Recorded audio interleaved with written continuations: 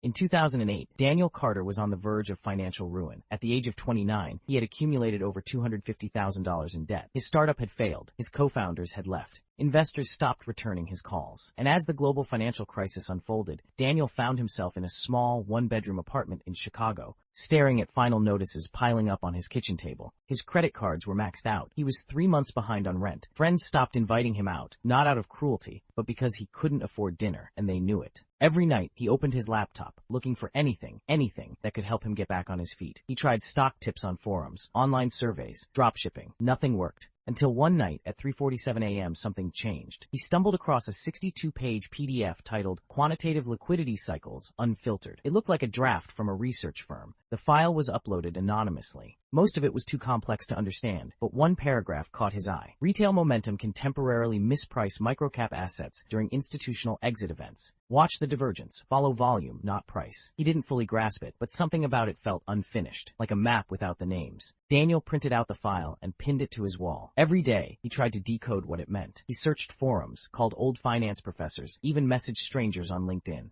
Slowly, patterns began to emerge. He learned to read volume charts. He filtered news not by headlines, but by which small-cap companies were being mentioned quietly, without buzz. He noticed how price moved after large investors exited positions, slowly, almost invisibly, before a retail spike. Then, he started trading. With $923 in his account, he bought shares of a tiny biotech company no one was talking about. Within 2 weeks, the stock tripled. He sold, waited, tried again and again. By mid-2009, he had turned his $923 into $37,000. But it wasn't just luck. He discovered something Wall Street doesn't teach: timing institutional behavior through invisible footprints. While others watched CNBC and reacted to news, Daniel tracked patterns no algorithm could see. By 2012, Daniel had made his first million. He didn't buy a fancy car. He didn't move to LA. He stayed in Chicago, quietly building what he called the Divergence Fund. He took no outside money. No marketing, no interviews. His trades were fast, emotionless, and precise. But in 2015, everything changed. One of his posts on a private investing forum was leaked. Suddenly, YouTubers, bloggers, even hedge fund analysts were trying to decode his system. Rumors flew that he used dark web data, that he paid whistleblowers, that he hacked Bloomberg terminals. None of it was true. What he did was far simpler and much harder. He watched. He waited. He never chased. By 2020, he was worth over $140 million.